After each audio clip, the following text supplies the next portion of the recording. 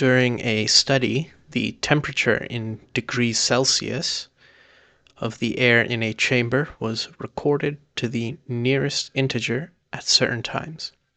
The scatter plot shows the recorded temperature Y in C of the air in the chamber X minutes after the start of the study. What is the average rate of change in degrees C per minute of the recorded temperature of the air in the chamber from x equals 5 to x equals 7.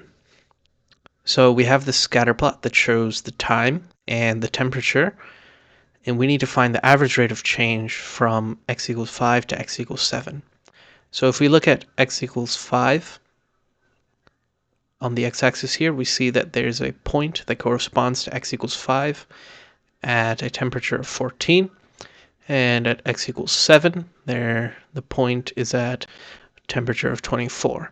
So to find the average rate of change, we just need to find the slope of the line that connects these 2 points. So the coordinates of this point here are an x value of 7 and a y value of 24.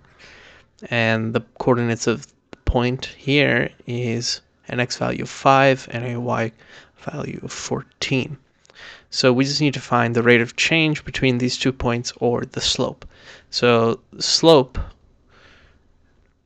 which is just the average rate of change,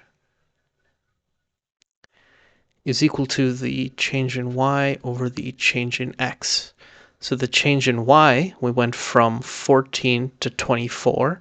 So the change is 24 minus 14. And the change in x, we went from 5 to 7, so 7 minus 5. So the change in y is equal to 10, and the change in x is equal to 2.